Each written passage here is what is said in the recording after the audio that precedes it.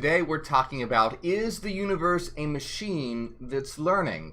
Today's topic is mind versus machine, as we are going to look at a new article in physics that's saying that the universe is a machine that's learning. And I want to talk about this because a couple weeks ago we talked about quantum mechanics and imaginary numbers and how Hyperianism is being vindicated.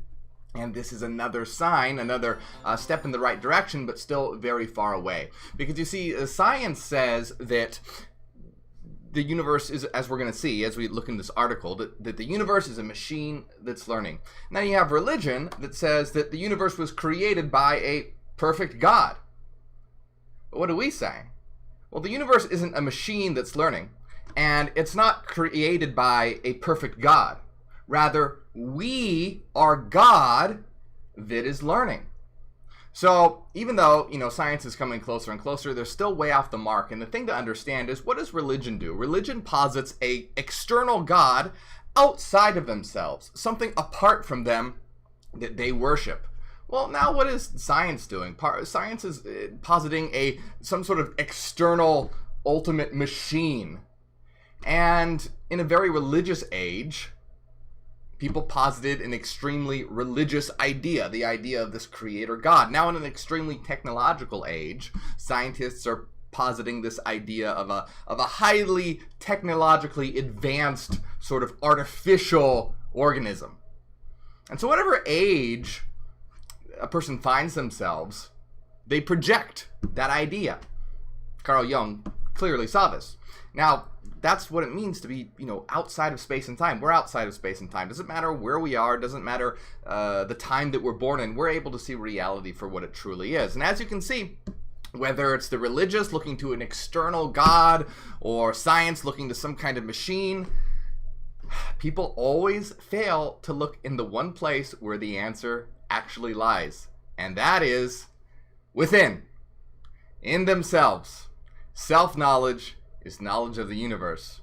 And this is something that we have been saying for so long, and it just, again, whether it's religion looking to an external God or science looking to some sort of machine or something like this, it's just, come on guys, it's about time that you realize that what is doing the looking is what you are looking for. So we're going to take a look at this article and explore it in terms of Hyperianism, explore it in terms of Hegelianism, see where they get some things right, and see where they get things, well, very wrong as well. So I'm excited. Let's take a look at this. The universe is a machine that keeps learning, scientists say. Basically, we live in one giant algorithm. In fascinating new research, cosmologists explain the history of the universe as one self-teaching, autodidactic algorithm. Now, here's the thing to understand.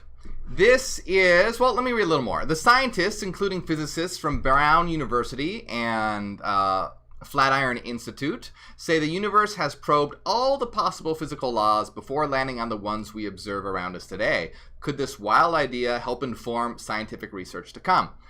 All right, so I'm going to break this down a little bit, but first thing to point out is that cosmologists explain the history of the universe as one of self-teaching autodidactic algorithms. Now, this is a physicalist version of basically the philosophy of Hegel. So Hegel didn't say that the universe was a machine that's learning, but rather Hegel said that reality is a living mind that is learning. So in Hegel's philosophy, which is similar but not the same as Hyperianism, I'll explain more, but in the philosophy of Hegel, basically you have the idea, nature, and spirit. What the idea is, that is what scientists would call the algorithm. The idea is the rational, ordered, logical structure of reality. That's the idea. What the idea then does is it externalizes itself into nature. So nature is the external representation of the idea. It's the idea that has othered itself. So it is the external form or the external content, depending on how you define form and content, of the idea. So the idea, which is rational, ordered structure, but it's not a dead machine, it's a living mind, but still a rational, ordered, logical structure that others itself into nature.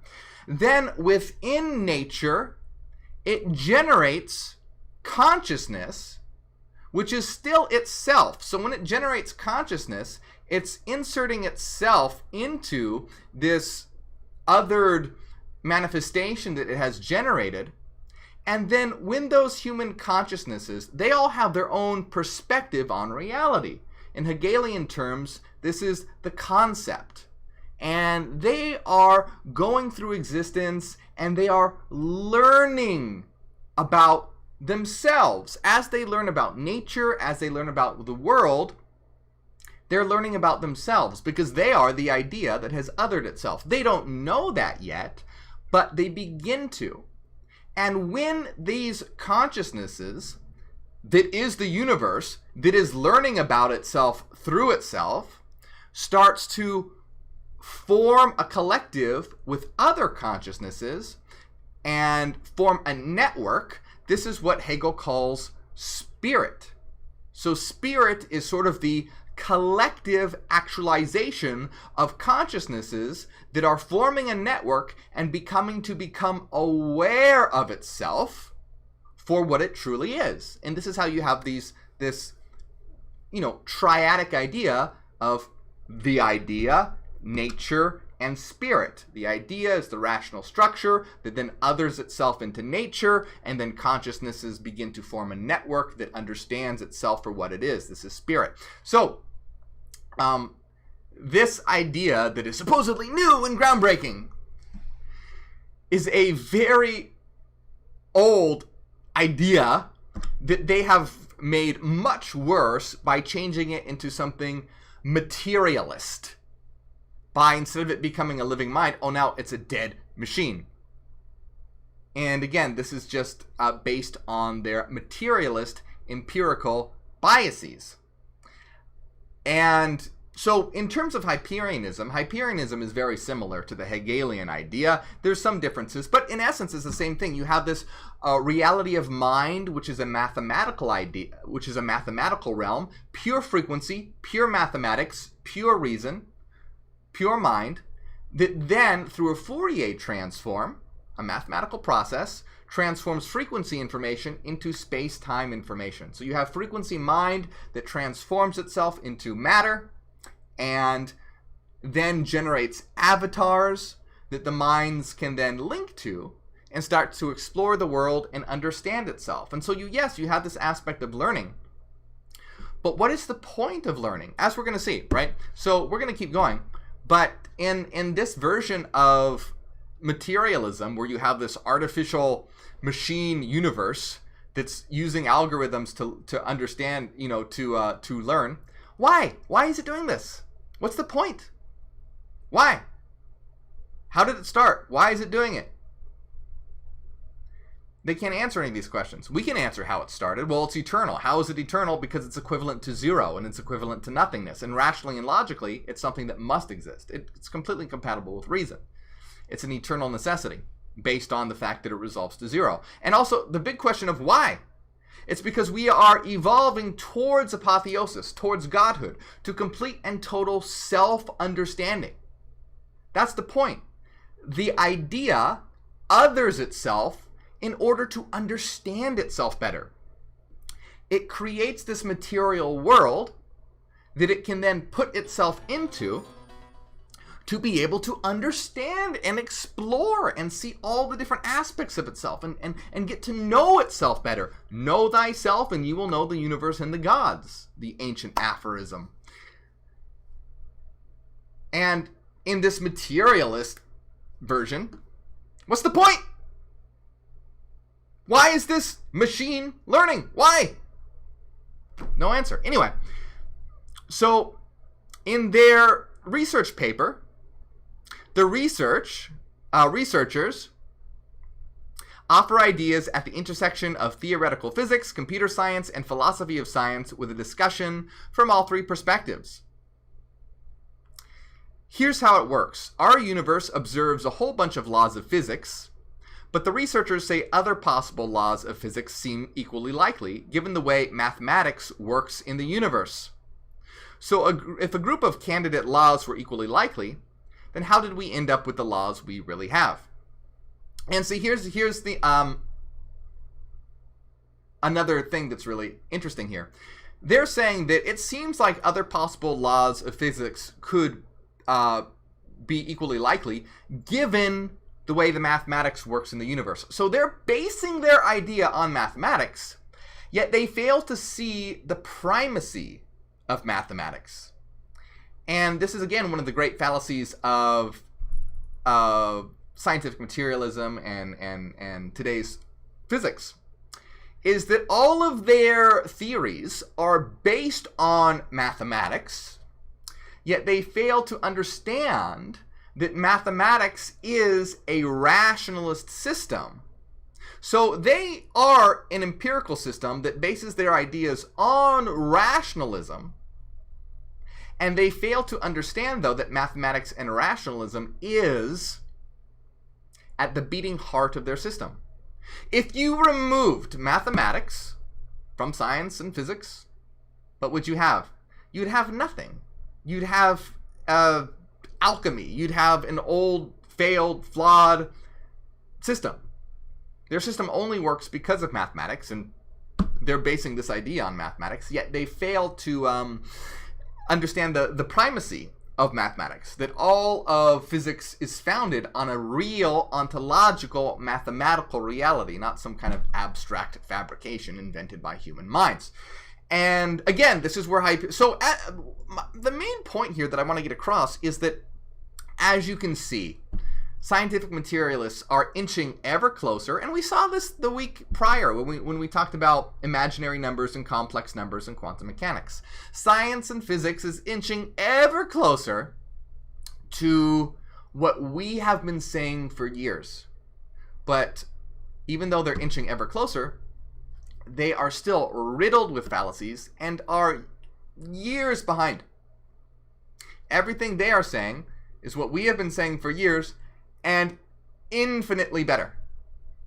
So I really want to keep you guys up to date with all these ideas in physics, because I want you to see that in contemporary physics, you can see how they are sort of asymptotically approaching our ideas, but still falling flat on their face. And the reason why they're falling flat on their face is because they refuse to reject their empirical and materialist ideology. It's their faith in empiricism and materialism. If they got rid of that, then everything would begin to make sense. Like in this idea here. Yes, the universe is learning. It's not a machine. Replace machine with mind. Do you see the intrinsic bias of a hatred of mind within physics and science? Because mind is not something you can physically observe. And science and physics only deals with what you can physically observe. And you can't physically observe a mind. If you're talking to your friend, you can physically observe their body. You can measure their body. You can weigh them. But you cannot measure their mind. If they are asleep and having a dream, you cannot crack open their heads and the dream will fly out. So, but it's still essential to them and their being. If you removed the mind, their body would no longer be active. So the reason why that scientific materialism and empiricism is such a failure is because it refuses to acknowledge what powers the universe itself. So you can see that the universe is not a machine, it's a mind. Yes, it is learning, but we need to reject this hatred of mind that has infected scientism and empiricism. They cling to empiricism and materialism dogmatically like a faith, just like, a mainstream religion clings to dogmatic verses. Even though dogmatic verses have been refuted, they still cling to it. Same thing with empirical and materialist ideology. You replace machine with mind, and you understand that it's mathematics and not any other sort of particle or something that rules existence. and you understand that we are all nodes of this mind, and we are coming to self-knowledge. Stop looking to externality. Stop looking for a God in the sky. Stop looking for a particle or a machine. And look inside. How many thousands of years has it been? Know thyself? Come on. Come on. How long has it been that it's been said to, when you look inside the mind, that is where you will find the answers? Humanity just cannot learn this lesson. No matter what. They just can't do it. They just can't understand that what they are looking for is what is doing the looking. And if it wasn't, if the consequences weren't so catastrophic, it'd be funny. I mean, it is kind of funny. It is kind of funny. Like, the thing that they're, whoa, hey, guys, just get a mirror. Get a mirror. You're trying to understand the universe, whether you're trying to understand it through God or some particle. No. You are reality that's trying to understand itself. You just haven't realized it yet. And when you realize that you are, you can start to make discoveries leaps and bounds beyond what is currently being discovered. So,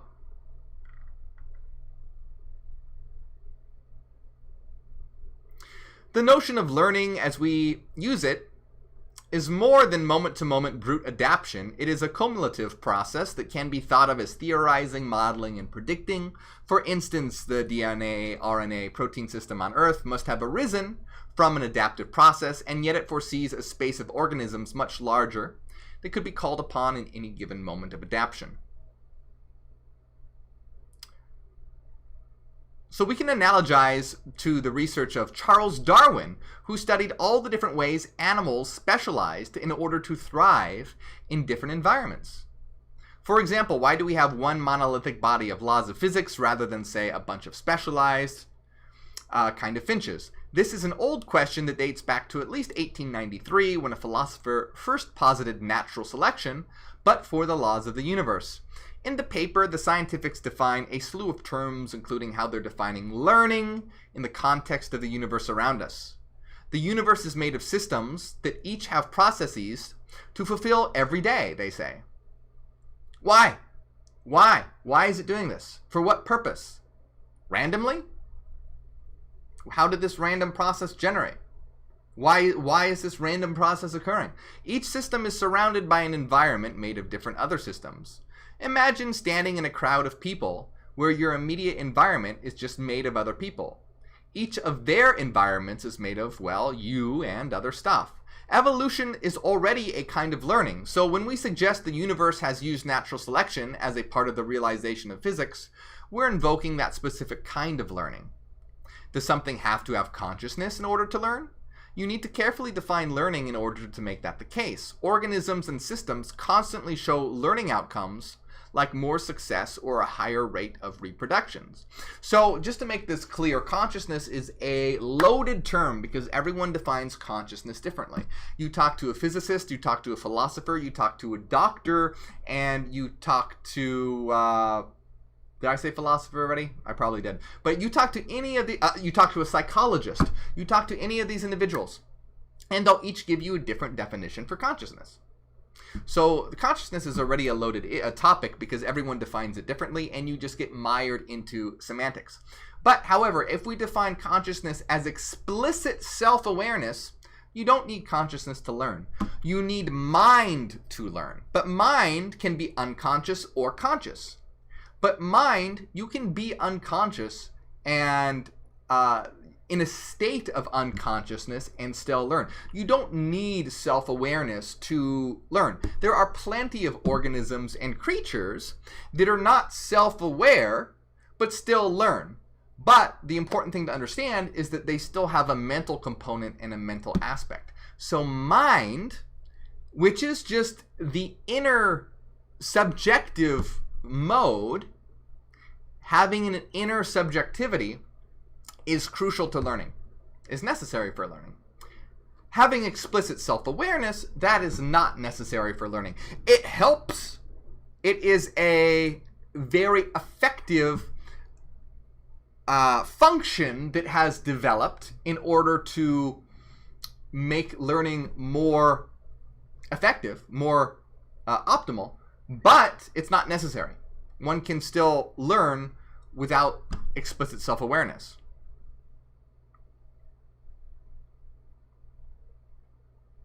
And again, it depends how you define. Let me make a caveat here. It depends how you define learning, because learning can just be just as loaded as the word consciousness. Because you say, well, what about machine learning? Machine learning doesn't have an inner subjectivity, and that's true. So that would be a different. Machine learning would. It's just like saying artificial intelligence.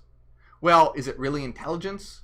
Machine learning, is it really learning? It's like an artificial kind of learning. So it depends how you define learning.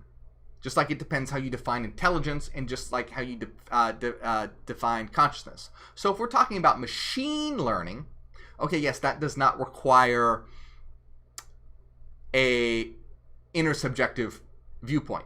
But is that really learning? It's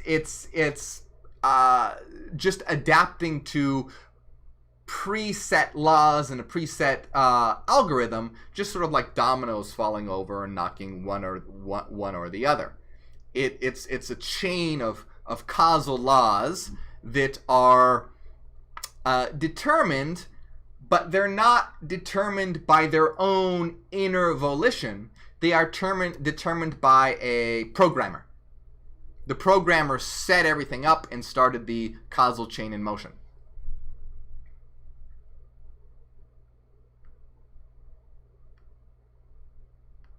So consider the expression "you never learn," which suggests that outcomes for a specific person and activity are still bad. We're using that outcome to say learning hasn't happened. What if the person is trying to change their outcomes and just isn't succeeding? We're gauging learning based on visible outcomes only. So it ends here by saying, if laws can evolve, then they can do more.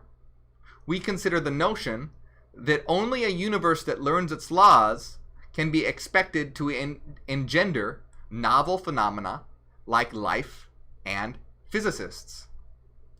And this is the ironic thing here, is that they're saying that this machine universe generates physicists. And is this not ever backwards? Again, scientific materialism is a dogma of materialism and empiricism. And just like you have mainstream religion that says God created humanity, now right here we're saying that, machine learning generated humanity and physicists. It's always backwards, and always externalizing and placing what you are into some sort of projected external entity. Machine learning didn't generate humanity, and a God, creator God in the sky, did not generate humanity. We are an eternal living mind, which is not an abstract concept, but it is defined mathematically and rationally as a frequency domain, the source singularity. It's a domain of pure mind. This physical world is then generated via a Fourier transform, which can transform frequency information into space-time information. And why does this happen? This is because the Big Bang is an unconscious event. Consciousness has not yet appeared. It's an unconscious event. Everything is fractured. The space-time world is generated. As bodies and avatars develop, the mind of the universe inserts itself into the world that it has developed through these avatars. Through these avatars, it now has senses. It can look, see, touch, hear, and smell. It can interact with other avatars. And this facilitates the process of learning. It's learning about itself. Hegel knew that philosophy was truth's own self-reference. Truth understanding itself as truth. Knowledge's own self-reference. God reflecting on itself. God's self-awareness. In other words, we are God, and we are becoming self-aware of ourselves as God through our own creation. And by God, humanity is so fucking dumb because it continuously posits what it's looking for, which is itself, into something external. Oh, it's a God in the sky, everyone. Let's get on our knees and pray and worship. Or oh, it's a machine. It's a machine that's learning and it generated us. Or, oh, it must be this quasi-quantum particle that we haven't yet discovered. No, just look in a goddamn mirror. How long have we been saying it? And you can see they're getting ever so, oh, well, it's a machine and it's learning and it generated us and we're part of it.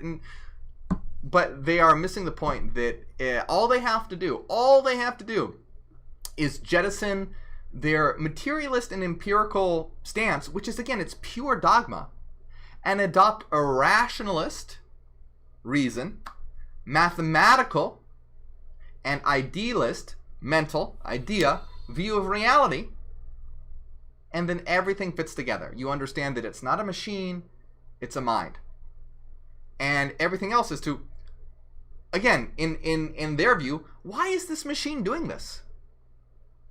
Why is this machine learning? Why is it trying to learn? Who cares? Why? Why would it do that? What's the point?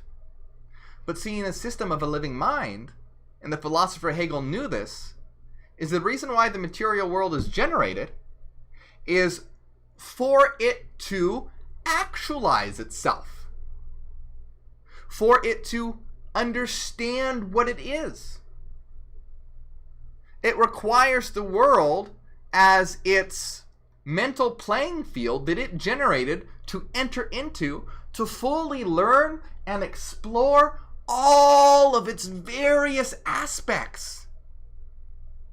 It starts off as a singularity, a single point, then unfolds into a multiplicity, inserts itself into the multiplicity, and then gazes in wonder at itself. And in the beginning, it doesn't know that it's itself. It gazes in wonder at all of its various forms and various expressions. And it begins to explore. It begins to meet other avatars, other versions of itself, other forms. And it learns. And as it begins to learn, it begins to rationalize, it starts to realize that what it's exploring is itself. And then once it realizes that what it's exploring is itself, it realizes the other avatars that it's meeting are different reflections and shards of itself as well. And then so what does it do? It begins to form a network with those other minds, those other pieces. It begins to form a collective to work together, because that's what a functioning mind does. It's very similar to the idea of a neural network, where you have a single network, and within this single network you have various nodes. And these nodes work together to form a powerful network. The universe is an idealist, mental, living neural network. Each one of us, as a monadic mind, is a node, a particular of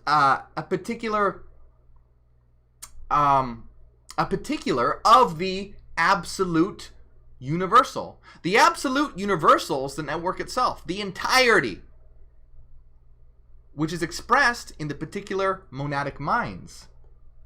Now, at first, these minds don't work together. because they don't realize that they form a network and they're competing and fighting with each other. There's war and bloodshed and hatred and racism and sexism. They fear the other sex. They fear, people who look different than themselves. This network is not working together because it doesn't realize that it is a network. Then once it does, it begins to form a collective. And this is what we are. The world is shattered. The world is fractured. It doesn't know what it is, where it is, why it's here. We do. We aren't looking externally. We aren't looking at a machine. We aren't looking at a God in the sky. We're looking internally. And we're looking at each other because we are reflections of one another. And as we understand this, this is what we're doing right now. We are forming that network through Hyperianism, and as we start Hyperian events and start to form collectives around the world, that's us forming that network as the self-aware nodes of the universe, the self-aware nodes of reality. And this is why it's our mission to create a new humanity and a new earth and to actualize new terra. Because as we create a new humanity, a Hyperian humanity, we are getting those nodes to realize that they're part of a network. And as we then make that network connective and working optimally, we're creating a new earth. So by creating a new humanity, we are waking up the nodes. And by creating a new earth, we are forming a healthy network, a healthy collective. And this is nothing less than actualizing the self-awareness of the universe, of God, of the absolute, which is what we are. There is no God to bow down to. We are God. And this world is our kingdom. We just have to take it back because it is being destroyed by consumerism, by capitalism, by the rich elite, by materialism, by all these toxic ideas. And you can see where science is saying the universe is a machine, and then you have capitalism that turns the world into a corporate machine that treats you nothing but a cog in a wheel to churn out products. You are nothing but a product, a disposable commodity to be consumed and used in their factory, their machine world. We will create a reality of living minds.